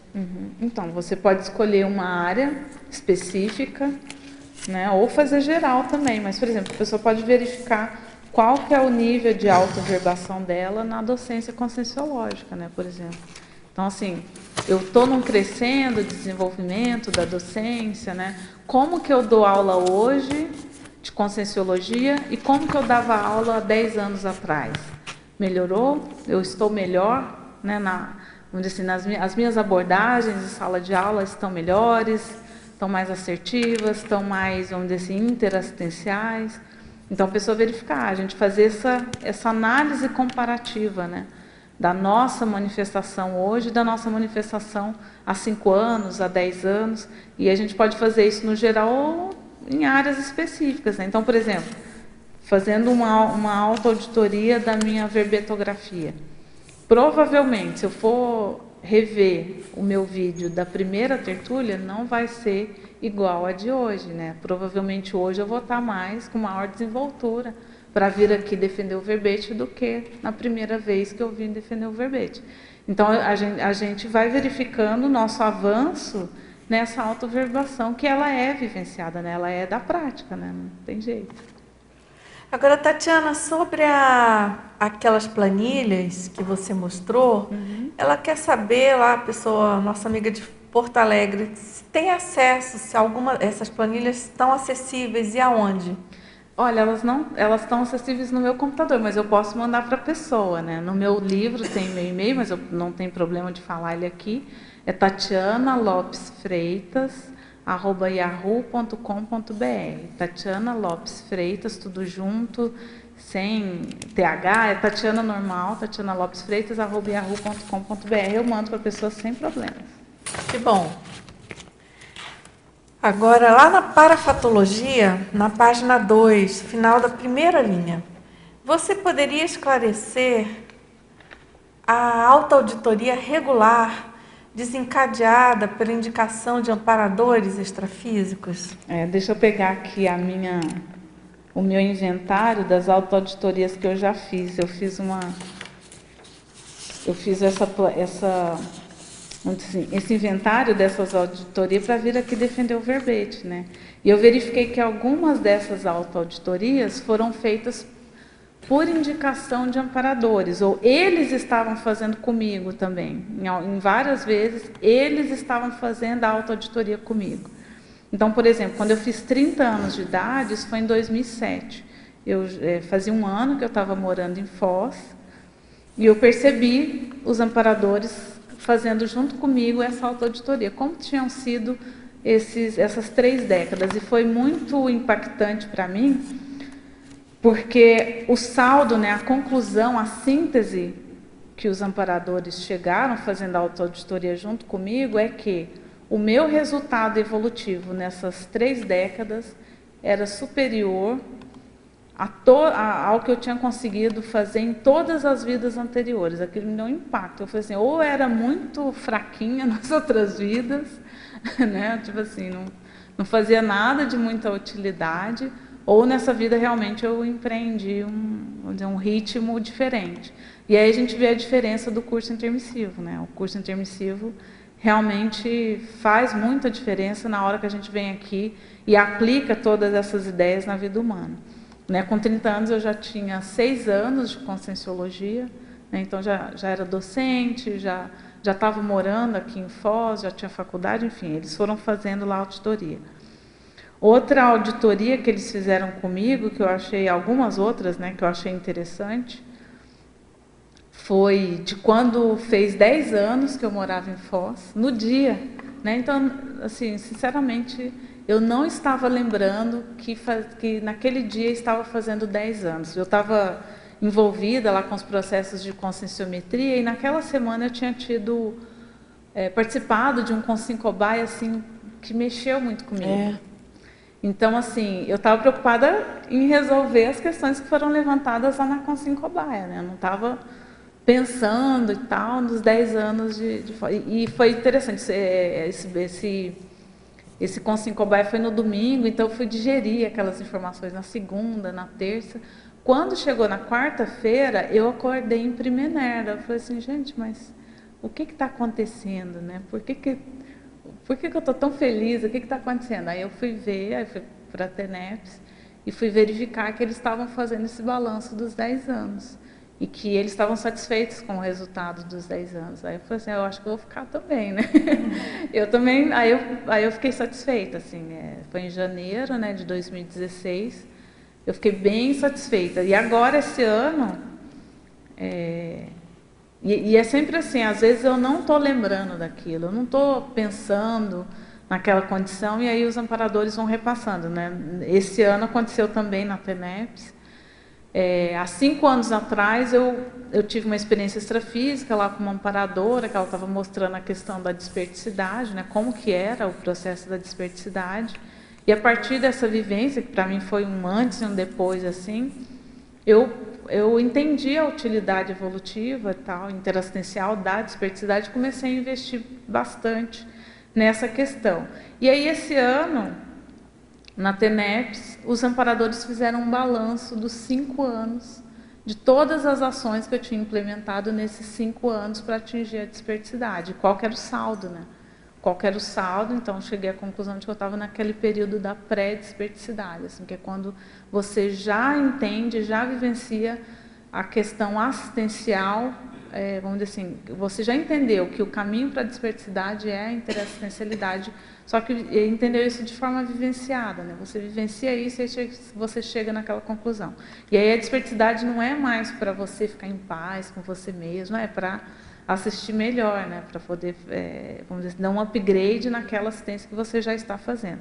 E aí os amparadores também que fizeram assim, esse balanço, né? Eu fui lá, registrei todos os dados que eles colocaram. Antes de eu publicar o livro, em 2007, Eu fazia a escola de projeção lúcida do IPC, que é um curso longo lá de vários módulos, e numa das aulas, os amparadores, já tinha mais ou menos uns 7 anos que eu estava ali empenhada, né, no processo de desenvolvimento projetivo, e aí os amparadores repassaram comigo todas as ações, todo o passo a passo, né, eles chamaram de estágios, né, todos os estágios pelos quais eu tinha passado, para desenvolver a projetabilidade lúcida.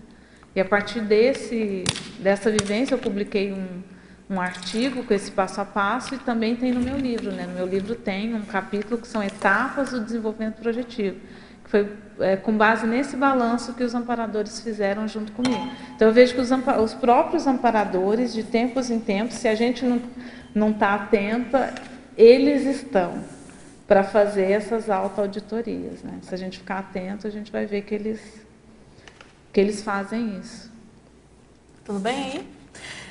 Na parafatologia, na página 2, sexta linha, você poderia explicitar a antecipação da autoauditoria pós-dessomática? Então, a ideia é essa, né? A gente não deixar para fazer essas autoanálises, essas autopesquisas, essa autochecagem depois da dessoma. A gente fazer elas periodicamente aqui na vida humana, para a gente ir corrigindo o curso da nossa vida, né? Eu lembro que antes de chegar na conscienciologia, eu tinha uma preocupação muito grande com isso. Eu tinha essa preocupação, olha, eu não posso esperar para eu saber o que eu vim fazer nessa vida, se eu estou indo bem ou não, depois da dessoma. Eu tenho que fazer isso aqui. Vamos dizer assim, o X da questão era como faz isso, né? Então, todo o meu trabalho na conscienciologia era para descobrir como faz isso. Como que você verifica o seu desempenho aqui na vida humana para não deixar para fazer essa checagem só depois da dessoma. A gente vai fazer também após a dessoma, mas o ideal é a gente fazer aqui para a gente ir corrigindo esse nosso percurso, né? Agora, na polinomiologia, Tatiana, lá na página 4, quinta linha. Você poderia detalhar o polinômio, revisionismo consciencial, aprofundamento autopesquisístico, incremento autocognitivo, autoaprimoramento interassistencial? Então, esse polinômio, ele resume bem qual é o objetivo da autoauditoria periódica, né? Então, a gente fazer essa revisão consciencial. Quando a gente faz a revisão de um texto, por exemplo, a gente identifica, né?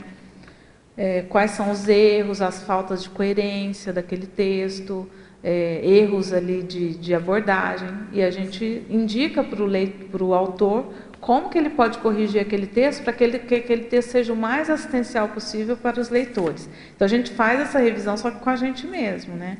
Isso vai permitir também esse aprofundamento autopesquisístico, né? Então, assim, a gente não ficar na superficialidade, no achismo, não, eu acho que eu estou indo bem.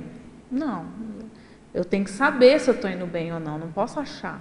Né? Eu tenho que ter os dados ali que provam para mim, ou que mostram para mim, se eu estou indo bem, e naquilo que eu não estou indo bem, quais as ações que eu vou implementar para mudar esse fato.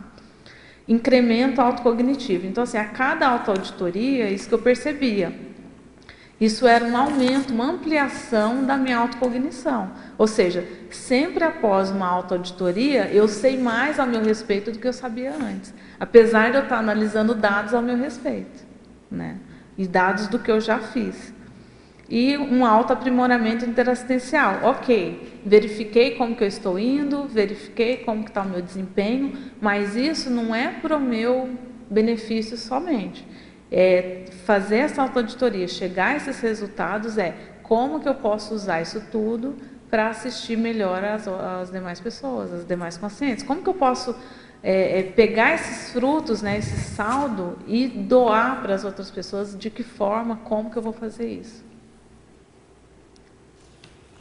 Eu gostaria de fazer uma pergunta aqui, olha, na trinomiologia, na página 3, você fala do trinômio, agenda da autopensionização, planilha evolutiva e produção diária. A minha questão é a seguinte, assim, só para você vem demonstrado, né, essa tua capacidade de aferir, essa questão de ser auditora, né, de si próprio.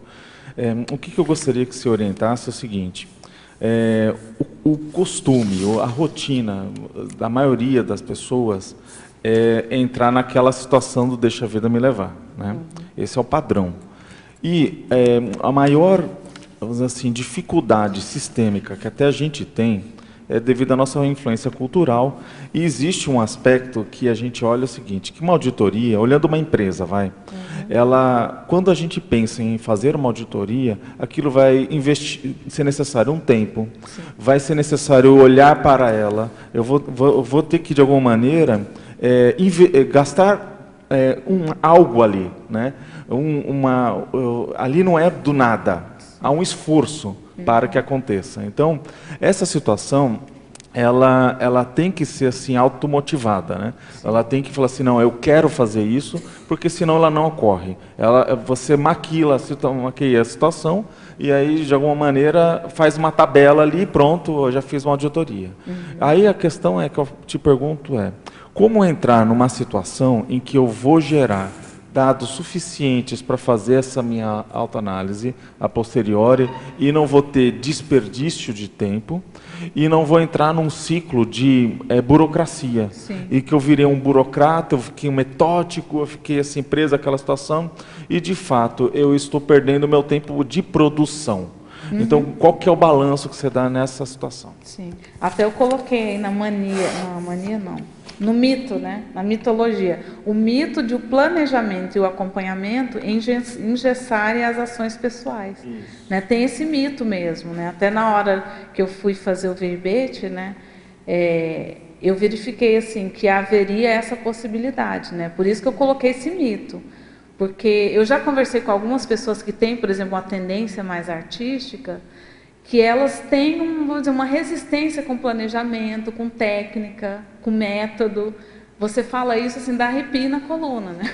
Eu assim, né? Não. E o problema é o seguinte, o tempo que você gasta fazendo uma autoauditoria é o tempo que você poupa de resolução de problemas no futuro.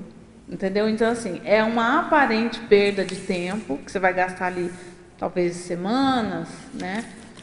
Para fazer, por exemplo, autoauditoria, autoinventariograma para psique, eu levei, olha, umas 4 semanas.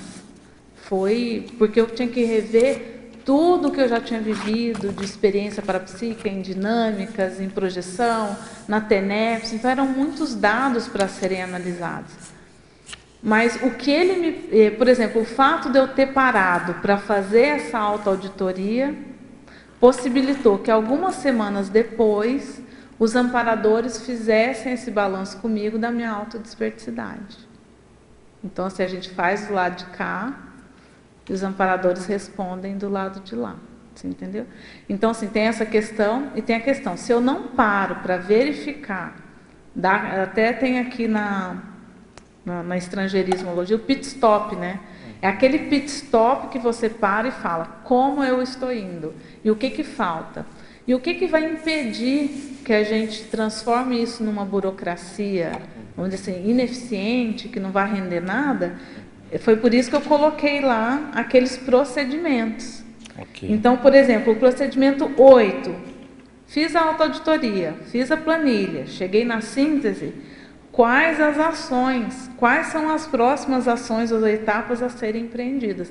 Tem que ter isso, não posso chegar assim, ok, cheguei à conclusão de que eu estou na pré-desperticidade. Ótimo, agora eu posso sossegar minha vida. Não, entendeu? O que está faltando para chegar na desperticidade? Por que ainda não chegou na desperticidade? Por que está na pré? Entendeu? Então, assim, quais as ações que eu vou precisar implementar para, de fato, chegar lá na desperticidade? E você estabelecer quando você vai rever aquilo de novo. Ok, já sei quais são as ações que eu preciso implementar, quais são as minhas prioridades. Quando que eu vou verificar se aquelas ações estão trazendo os resultados esperados ou não? Então, assim, se eu não parar de novo, por isso que ela é periódica, né? Se eu não parar de novo daqui a algum tempo, para verificar se aquelas ações que eu estou implementando estão dando o resultado esperado ou não, eu vou perder meu tempo. Você entendeu? Não sei se ficou claro.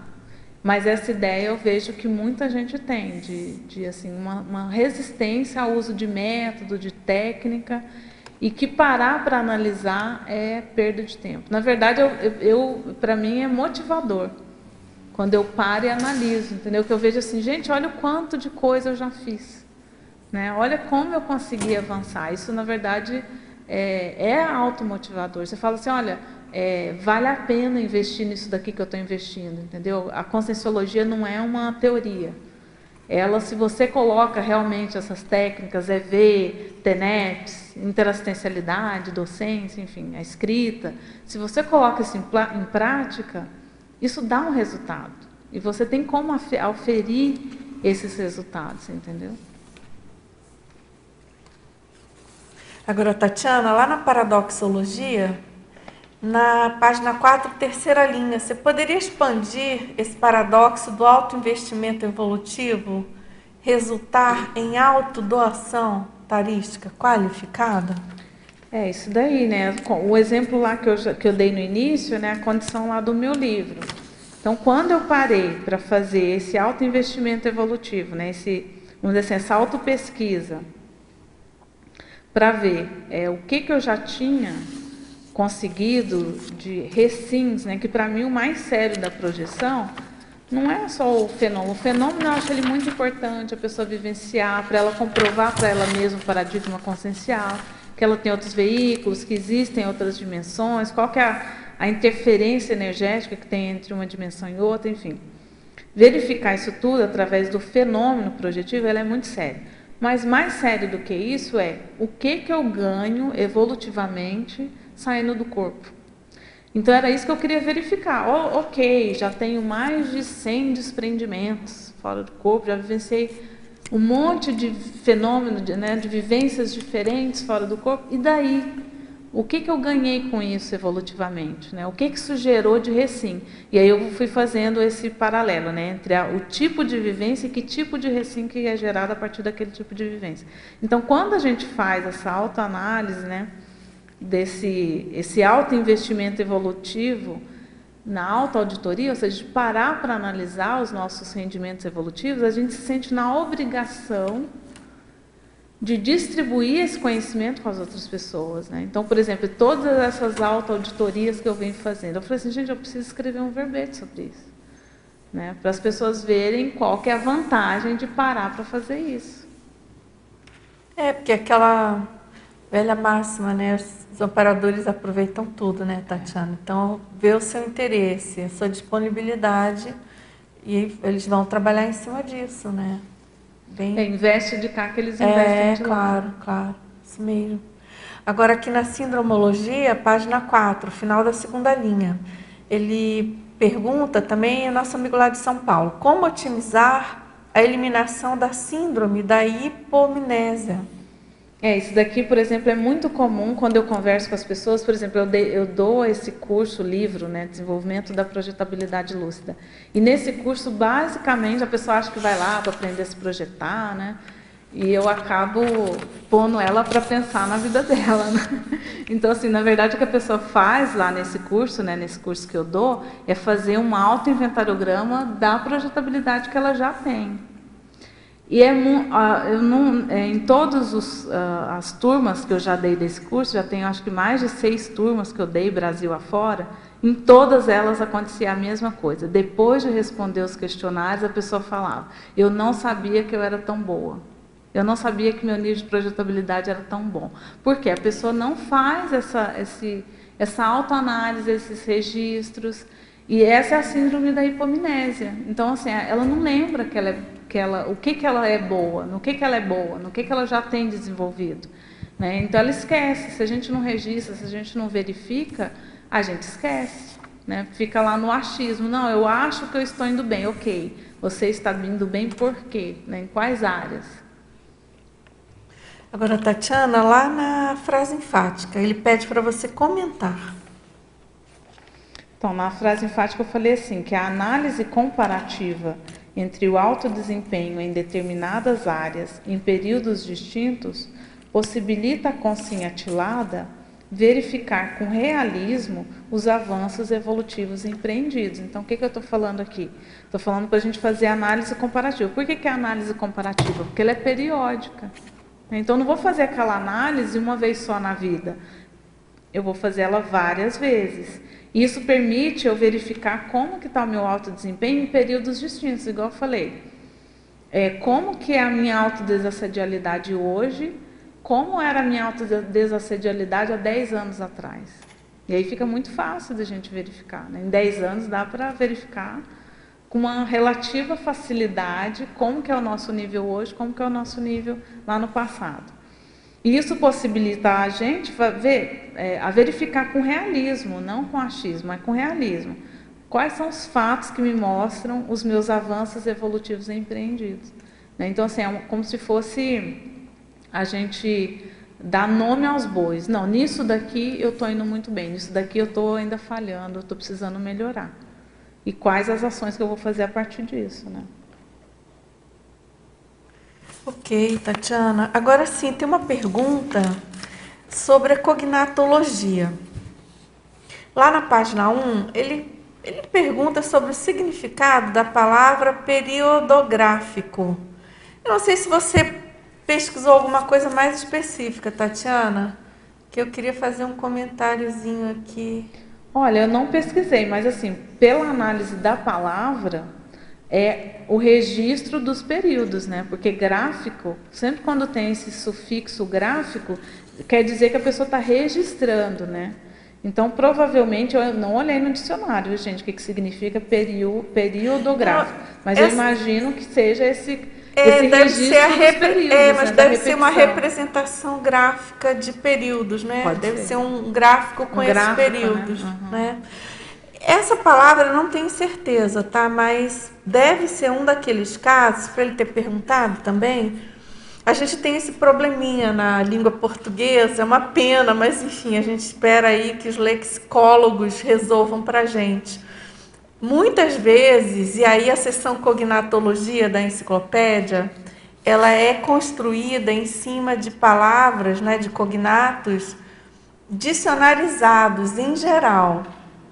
Às vezes, é muito raro, ou dicionarizados, ou constantes do próprio verbete, ou da própria literatura conscienciológica, né? E muitas vezes, dicionarizados significa também constantes, por exemplo, no léxico da língua portuguesa, né? No vocabulário ortográfico da língua portuguesa, no VOLPE, né? E o que acontece? A gente, de vez em quando, se depara com esse problema. O VOLPE é um instrumento ótimo da Academia Brasileira de Letras, né? É excelente, ele é muito atualizado e você pode fazer uma consulta online, até para o nosso teletertuliano, se ele tiver interesse, não sei se ele conhece. Você vai lá, Academia Brasileira de Letras, você faz uma consulta online, né, Tatiana? Mas o que acontece? Muitas vezes consta do VOLPE uma palavra. E muitas vezes essa palavra você não encontra em dicionário. Você não encontra a definição. Ainda não está dicionarizada. Não. Tem o contrário também, né? Tem vice-versa. Às vezes a palavra está dicionarizada e não consta no VOLPE. Então a gente tem que cruzar essas informações, e a cognato, ela é a mais ampla possível, porque justamente é uma enciclopédia. E às vezes a gente não encontra, o próprio leitor, né, não encontra a definição em dicionários. Agora, Dulce, só uma curiosidade, né, que quando eu fui... geralmente o cognato, essa seção cognatologia, ela aparece no verbete quando é a primeira vez que aquela palavra entra num verbete, não é isso? Então, por exemplo, a palavra periódico não tinha ainda nenhum verbete com essa palavra no título. Né? Então, isso me chamou a atenção. Não ter essa palavra ainda na enciclopédia. Eu falo nos títulos dos verbetes, né? Tem que ver que às vezes o verbete passa e não entra o cognato, entendeu, Tatiana? Mas não sei. Mas eu fiz uma pesquisa. Você checou, né? Você fez uma auditoria, né? Sim, eu fiz uma auditoria e isso me chamou a atenção. Tanto que eu tive que fazer lá a etimologia e tudo da palavra, né? Não tinha, né? Não tinha. E isso me chamou a atenção. Porque é raro, né, Tatiana? É raro não ter uma palavra, ainda mais uma palavra assim, não é um neologismo, é uma palavra até certo ponto comum. A essa altura do campeonato, né? Depois de 4.226 interessante, Tatiana. Realmente interessante a sua observação. E outra, eu não sei se tem um tempinho aí, mas tem também sim. Uma curiosidade. Não está no meu currículo aí, né? Mas eu tenho o curso técnico em contabilidade nessa vida. E eu usei muitos termos da contabilidade nesse verbete. Então, para auditoria. Para auditoria. Isso também assim, eu ficava muito preocupada, porque eu não tenho experiência com empresa, você entendeu? Com auditoria de empresa, né? Então, o André falou. Eu não tenho experiência como contadora, só contabilidade da minha casa, né? Mas, assim, usar as técnicas que já existem, né, na administração, né, na contabilidade, para a gente usar isso evolutivamente na nossa vida pessoal, né, na nossa consciencialidade. Então, fazer também é uma maneira também da gente... Porque, assim, provavelmente eu não fiz contabilidade à toa, né, tem uma raiz aí serexológica envolvida, até porque eu gosto de contabilidade. Então, assim, é uma maneira também da gente deixar esse registro na enciclopédia de alguma coisa que diz respeito à nossa consciencialidade, né? Então, são palavras que lembram também essa questão da formação enquanto contadora. Você sabe que comigo acontece muito, é muito frequente. Às vezes eu dou alguma sugestão ou penso assim, puxa, talvez essa palavra fosse boa, mais na análise de títulos, né, que isso acontece. E eu vou fazer a busca e aparece só em verbete meu. Caramba, essa palavra tem a ver comigo. Essa aqui é holobiográfica, porque é muito estranho, né? É a mesma coisa, uma enciclopédia, mais de 4.000 verbetes, só você usou, é estranho, né? Ou às vezes você e mais... Enfim, meia dúzia, pouquinha gente, de todo modo não é significativo, comum, né? Não é assim, o termo periódico, ou periódico, enfim, esses cognatos, a gente acha bastante na enciclopédia. Eu fiz uma busca geral e tudo que tinha de periódico eu usava, né? Porque como eu tinha que fazer uma auditoria geral, então eu tinha que usar tudo isso. Mas me chamou a atenção não ter nenhum título. Isso me chamou muita atenção. É verdade, interessante. Agora, Tatiana, lá na nossa amiga de João Pessoa, Fatologia, página 2, linhas 11ª, 12ª e 13ª. Você poderia ampliar e exemplificar os procedimentos inventariais adequados para os balanços periódicos das autovivências? E aí, na sequência, tá? A metodologia utilizada para realizar diferentes tipos de autoauditoria. A gente até propõe isso lá nos procedimentos, que é justamente isso. Quando você se propõe a auditar determinada área, né, da sua manifestação, você vai ter que verificar quais são os métodos mais adequados para você fazer essa verificação. Então, assim, até indicar um outro verbete meu aqui, lá eu mostro esses métodos. Então, um dos métodos, né, que é a conscienciometria. Então, por exemplo, tem um verbete meu que chama, se eu não me engano, tá, é sinergismo, conscienciometria, verbetologia. Autoconscienciometria, verbetologia, ou seja, como a gente usa os verbetes para fazer autoconscienciometria. E aí você vai fazer dentro de cada área que você quer. Então, por exemplo, uma das técnicas que eu uso para fazer autoauditoria é verificar quais são os verbetes que são daquele tema. Então, por exemplo, quando eu fiz lá o autoinventariograma parapsíquico, eu fui verificar quais são os verbetes que trazem uma listagem daquilo que se espera que a pessoa desenvolva no parapsiquismo, né? Então tem lá parapercepciometria, autoparapercepciologia ideal, avanço energossomático, são verbetes que trazem esse tipo de listagem. Então eu usei esse tipo de listagem para fazer essa autoauditoria. Então o ideal é eu começaria pela enciclopédia. Entendeu? Porque ela já traz bastante material para a gente conseguir verificar as variáveis de cada tipo de auditoria que a gente quer fazer. Agora, Tatiana, aqui na parafatologia, página 5, 5ª linha.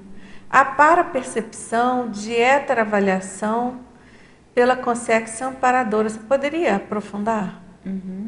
Esse daí, ele está bem casado com o anterior, né? que é a condição de consim cobaia para os alunos dos cursos intermissivos. Então, assim, muitas vezes eu vejo o seguinte, todas essas auditorias aí que foram propostas pelos amparadores, né, que eu verificava que eles estavam fazendo comigo, checklist, olha aqui, ó, o que você já fez, tal. Eu fiquei pensando assim, eu percebia que estava tendo uma intervenção extrafísica de amparador, mas assim, até que ponto eles estavam ali só comigo, né? Só eu e eles? Até que ponto não tinha ali uma paraplateia de consins intermissivistas, de conseques intermissivistas, que estão se preparando para ressomar, e a gente servindo de cobaia, né? Mostrando, olha aqui, ó, nesse período de tempo, o que ela conseguiu fazer. Então, assim, até que ponto não é uma auditoria feita lá pela Consciex, mas para instruir muito mais pessoas do que a gente nem imagina, né? Eu fiquei pensando que talvez eu não tive essa percepção, mas eu imagino que o amparador não perde tempo, né? Então, assim, se ele ia fazer essa checagem comigo, muitas vezes também tinha uma paraplateia ali de intermissivistas, né, que estão se preparando para a ressoma, para fazer o checklist junto, né, com a gente como cobaia. Agora, Tatiana, eu queria que você comentasse sobre a correlação entre a autoauditoria e a autoconscienciometria. Como é que isso dialoga? Dialoga o seguinte, a autoconscienciometria, ela é uma ferramenta, né, ela é um método. Então, assim, é um método que pode ser utilizado para fazer essa autoauditagem. Mas ela sozinha, ela não vai, vamos dizer assim, suprir as nossas necessidades, pelo menos na minha experiência. Então, por exemplo, para mim, a ferramenta mais útil para eu fazer autoinvexometria, né, autoinvexograma, foi esse verbete do Nonato, e ele tem artigos também Invexograma. Que é o invexograma. Então, assim, a conscienciometria, nesse caso, não me ajudaria, não me ajudou a fazer a auditoria do meu nível de invexibilidade. Mas a projetabilidade também não. Mas aí você está falando da conscienciometria, você está pensando no conscienciograma. Não, eu estou pensando assim... Mas a conscienciometria grande engloba isso tudo. Engloba isso tudo, mas, por exemplo, às vezes a conscienciometria, ela é mais para você verificar os traços conscienciais, né, os atributos, e às vezes a gente precisa analisar outros dados que não têm relação direta com os traços, entendeu? Então, por exemplo, na hora que eu fiz o autoinventário da projetabilidade, o principal instrumento foi a projeciologia. Quais os fenômenos, né, que ele descreve ali, quais os tipos de projeção, quais os contatos, aquelas escalas, né, que ele coloca, escala de lucidez, escala de contatos, escala de observação, o que daquilo eu já vivenciei, né? Eu até escrevi o verbete, projetiometria, né, que é uma proposta de você analisar, mas assim, ali vão estar traços conscienciais explicitados? Vão, mas não só, né? Vão ter, por exemplo, quantas vivências de projeção consciente você já teve? Quantas vivências de projeção semiconscientes você já teve? Isso não é traço, né? Seriam dados objetivos. Um exemplo que você está dizendo é, se você quiser fazer a voliciometria, você tem que pegar um livro de uma autora que a gente conhece e lá no final você vai fazer uma avaliação. Se você quiser analisar a sinalética para psicopessoal, vai ter que pegar o livro da Sandra. Esses dias eu estava relendo o verbete da Sandra. Gente, é sensacional aquele verbete. Porque ela bacana, consegue né? fazer uma síntese. Olha, é bem o básico bacana que mesmo. você precisa saber para fazer o mapeamento da sua sinalética é isso daqui. É ótimo mesmo. Entendeu? Realmente. Você pode fazer uma autoauditagem do seu mapeamento da sinalética, né? Tocou no assunto, né? No livro a gente fala de uma sinalética de auditoria de amparador, né? Então tem um capítulo lá que fala das percepções que a pessoa pode fazer, ela pode sinalizar nela mesma, né? Da visita do amparador fazendo aquela checagem que você falou, né? Essa para-auditagem. Essa para-auditoria, né? A gente colocou isso porque realmente é uma percepção que eu também tenho, né? Também já tinha percebido e é muito importante. E aquela sensação não é de você estar sendo avaliado, julgado, mas é justamente isso, né? Trazer um balanço, mas sempre com bom humor, otimismo, assim, para levantar a pessoa, né? E não para deixar a pessoa numa saia justa, né? Não é uma cobrança, Não né? é uma cobrança, mas é interessante que eu vejo isso acontecer periodicamente, né? A gente sabe disso, é bem legal. Parabéns pelo verbete. Bacana. Obrigada, Sandra. Tatiana, então a gente agradece muito. Eu que agradeço, Dulce. Aguardamos os próximos, tá? A professora Sandra também vai defender logo em seguida, na outra semana, né? O professor André também já deve ter verbete no prelo, provavelmente. Está a caminho. Então, pessoal, muito obrigada. Tertulianos, teletertulianos, equipe do Tertuliário, vamos aqui aos nossos anúncios. Obrigada a todos. As pontuações da tertúlia de hoje são 12 assinaturas do livro de presença, 10 perguntas presenciais, 20 perguntas online. Hoje temos um recado. Marilux, com o curso de campo Pangrafologia Verbetológica. Boa tarde a todos. A Enciclosapis, mais uma vez, vem até você refazer o convite para o curso de campo Pangrafia Verbetológica, que se realizará aqui no CIAEC, no dia 29 de setembro a 1 de outubro de 2017. O EPICONS deste curso, professora Dulce Dal e professor Enan de Brito. Objetivos deste curso: possibilitar o extrapolacionismo parapsíquico sadio por meio da construção conjunta do holopensene pangráfico. Favorecer a escrita parapsíquica tarística em prol do completismo grupal do megaprojeto da Enciclopédia da Conscienciologia. Mais informações: caec@caec.org ou pelo telefone 45 2102 1499. Obrigada. Para amanhã, teremos o verbete Vetorização para a Reurbanológica, do professor Walter Almeida. Boa tarde e até amanhã.